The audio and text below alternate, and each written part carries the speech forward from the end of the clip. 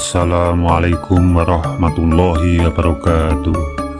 Selamat datang di channel Raden Sambang.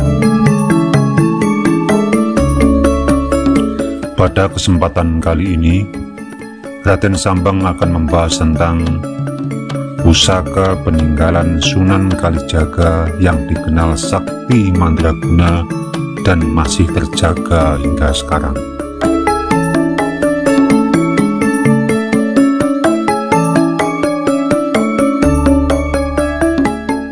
Siapa yang tidak kenal dengan nama Sunan Kalijaga? Beliau adalah salah satu wali songo yang sangat terkenal dengan kesaktiannya. Tidak hanya kesaktiannya, Sunan Kalijaga juga terkenal dengan mandi pangucape, yang artinya semua apapun yang dia ucapkan akan terwujud. Sunan Kalijaga juga terkenal sebagai seorang wali yang memiliki karomah serta ilmu batin yang tinggi, sehingga tak heran jika benda-benda peninggalannya dianggap memiliki kekuatan atau kesaktian.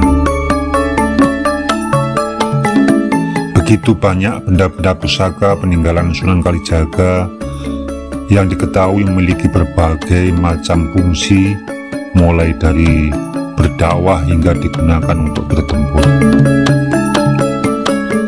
Namun pada video kali ini Raden Sambang hanya akan membahas tentang dua pusaka peninggalan Sunan Kalijaga yang paling ampuh saja.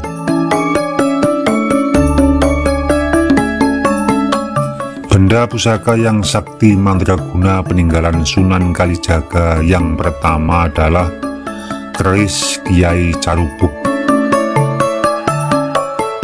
Keris Kiai Calubuk berawal dari keinginan Sunan Kalijaga untuk memiliki pisau yang bisa digunakan untuk menyembelih hewan kurban. Untuk mewujudkan keinginannya, Sunan Kalijaga mendatangi rumah sahabatnya yang bernama Empu Supo Madragi. Sesampai di rumah Empu Supa Madragi, Sunan Kalijaga kemudian mengutarakan maksud dan tujuannya, yaitu tidak lain untuk meminta tolong kepada Empu Supa Madragi membuatkan sebilah pisau yang akan digunakan Sunan Kalijaga untuk menyembelih hewan kurban. Untuk material pembuatan pisau tersebut, Sunan Kalijaga sudah membawanya sendiri, yaitu berupa biji besi. Namun yang membuat Empu Supa bingung, biji besi yang dibawa oleh Sunan Kalijaga tersebut ukurannya sangat kecil, yaitu hanya sebesar biji asam Jawa. Menurut pemikiran Empu Supa, bagaimana mungkin biji besi yang hanya seukuran biji asam tersebut bisa dibuat menjadi sebilah pisau yang akan digunakan untuk menyembelih hewan? Dan yang membuat Empu Supa lebih terkejut lagi saat menerima biji besi tersebut. Ternyata bobot biji besi tersebut sangat berat, tidak sesuai dengan ukurannya yang hanya sebesar biji asam Jawa. Menghadapi kenyataan yang tidak masuk akal ini, Empu Supa merasa galau, cemas, bahkan takut tidak bisa mewujudkan permintaan Sunan Kalijaga. Mengetahui kegelisahan hati Empu Supa, Sunan Kalijaga paham dengan keraguan Empu Supa untuk menjalankan permintaannya. Maka Sunan Kalijaga segera meyakinkan kepada Empu Supa bahwa biji besi bakal pisau tersebut hanya ukurannya saja yang kecil, tetapi sebenarnya besar dan bisa dibuat menjadi pisau. Mendengar penjelasan Sunan Kalijaga, seketika membuat Empu Supa menyadari tentang siapa yang sedang dia hadapi, yaitu seorang wali yang ucapannya tidak sembarangan. Dengan sangat yakin akhirnya Empu Supa menyatakan sanggup untuk mengerjakan pesanan Sunan Kalijaga. Setelah Empu Supa menyanggupinya, kemudian Sunan Kalijaga pun pamit pulang.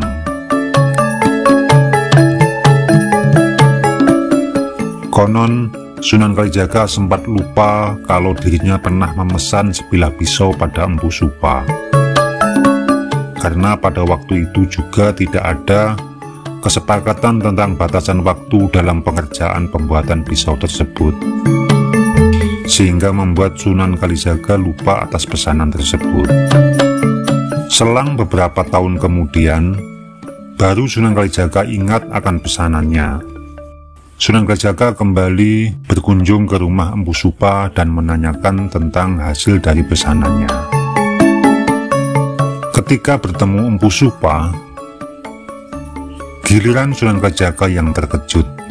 Sunan Kalijaga terkejut saat pesanan itu diberikan oleh Empu Supa. Pisau pesanan Sunan Kalijaga tersebut berwujud sebilah keris yang indah dan memiliki pawakan wujud dengan karisma tinggi. Sunan Kalijaga tidak pernah membayangkan kalau hasilnya bakal seindah itu. Karena kekagumannya yang begitu besar, Sunan Kalijaga sampai meneteskan air mata seraya memeluk Empu Supa. Kemudian keris dengan luk 7 tersebut dinamai oleh Sunan Kalijaga dengan nama keris Kiai Carubuk.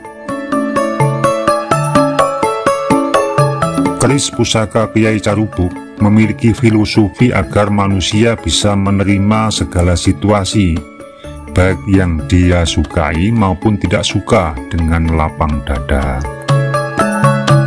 Kata carubuk juga bisa dimaknai sebagai ceroboh dan terburu-buru. Jadi keris ini konon bisa membuat lawannya berubah sikapnya menjadi tergesa-gesa dan ceroboh dalam bertarung, sehingga kecerobohannya itu menyebabkan kekalahan. Keris inilah yang akhirnya menjadi senjata pusaka milik Sunan Kalijaga. Sunan Kalijaga menggunakan keris ini di dalam berbagai pertempuran. Suatu saat nanti, keris Kiai Carubuk ini dihadiahkan kepada Sultan Hadiwijaya atau Jaka Tingkir, yang tidak lain adalah murid kinasihnya Sunan Kalijaga. Keris ini juga yang menjadi salah satu senjata sakti yang mengantar Jaka Tingkir menuju tampuk kekuasaan sebagai Raja Pajang. Konon, keris pusaka Kiai Carubuk adalah keris yang sakti mandraguna, yang mampu menandingi kesaktian dari keris Kiai Setan Koper milik Aryo Penangsang.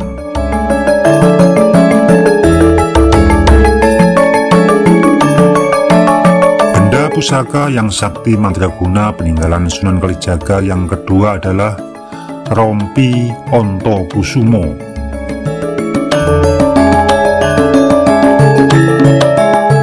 Dikisahkan suatu saat di kawasan pantai selatan Pulau Jawa dilandai badai dahsyat luar biasa yang disertai dengan hujan yang sangat lebat. Hujan dan badai tersebut ternyata membawa wabah penyakit yang menimbulkan banyak korban, di mana dampak dari wabah yang ada pada saat itu adalah banyak orang yang paginya masih sehat segar, siangnya terkena sakit sampai sore, dan kemudian pada malam harinya meninggal dunia. Wabah atau bencana penyakit itu ternyata adalah ulah dari Nyai Ratu Kidul atau penguasa Laut Selatan. Menyikapi situasi yang memprihatinkan tersebut, Sunan Kalijaga segera bertindak. Sunan Kalijaga segera menantang Nyai Ratu Kidul untuk adu kesaktian. Pertempuran adu kesaktian antara Sunan Kalijaga dan Nyai Ratu Kidul pun terjadi. Tetapi dalam pertarungan tersebut, akhirnya Sunan Kalijaga mengalami kekalahan. Setelah mengalami kekalahan tersebut, kemudian Sunan Kalijaga segera bermunajat memohon petunjuk pada Allah Subhanahu wa Ta'ala. Dalam munajatnya, Sunan Kalijaga mendapatkan ilham bahwa untuk mengalahkan Nyai Ratu Kidul, Sunan Kalijaga harus menghatamkan Al-Quran dalam waktu semalam. Sunan Kalijaga menghatamkan Al-Quran di Masjid Demak pada hari Kamis Legi malam Jumat Pahing, yang disaksikan oleh para wali songo lainnya. Menjelang subuh, Sunan Kalijaga sudah berhasil menghatamkan Al-Quran. Kemudian Sunan Kalijaga menjalankan sholat subuh berjamaah dengan para wali songo lainnya, dan pada waktu itu Sunan Bonang sebagai imamnya. Usai menjalankan sholat subuh, Sunan Bonang menemukan kulit kambing di imaman masjid. Singkat cerita, kemudian kulit kambing tersebut dijadikan rompi dan dirajah oleh Sunan Bonang. Setelah rompi itu jadi, Sunan Bonang memberi nama pada rompi tersebut dengan nama Rompi Ontokusumo. Kemudian rompi tersebut dipakai oleh Sunan Bonang, tapi ternyata rompi tersebut terlalu sempit. Rompi tersebut tidak muat untuk dikenakan oleh Sunan Bonang. Kemudian rompi tersebut diserahkan kepada para wali songo yang lainnya untuk mencoba mengenakan rompi tersebut. Satu persatu wali songo mencoba rompi tersebut, tetapi tetap saja tidak ada yang pas. Ada yang kekecilan dan ada yang kebesaran. Dan hanya Sunan Kalijaga saja yang pas mengenakan rompi tersebut. Akhirnya para wali songo sepakat bahwa rompi Ontokusumo tersebut diserahkan kepada Sunan Kalijaga. Ketika Sunan Kalijaga mengenakan rompi Ontokusumo tersebut, Sunan Kalijaga merasa menjadi lebih kuat. Kekuatan yang terkandung dalam rompi Ontokusumo tersebut konon sangat luar biasa.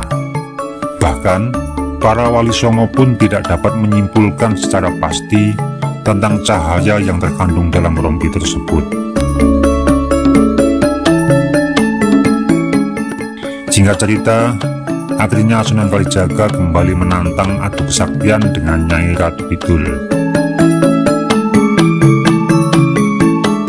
Pertempuran adu kesaktian kembali terjadi. Namun pada pertempuran kedua ini, Nyai Ratu Kidul bisa dikalahkan oleh Sunan Kalijaga. Nyai Ratu Kidul tunduk dan takluk kepada Sunan Kalijaga, dan bencana penyakit yang dia sebarkan pun berakhir. Kemenangan Sunan Kalijaga atas Nyai Ratu Kidul semakin membuktikan kehebatan Sunan Kalijaga, terutama setelah mendapat rompi Ontokusumo. Wallahu a'lam bishawab. Demikianlah penjelasan tentang dua pusaka sakti mandraguna peninggalan Sunan Kalijaga yang masih terjaga hingga saat ini. Semoga informasi ini bermanfaat.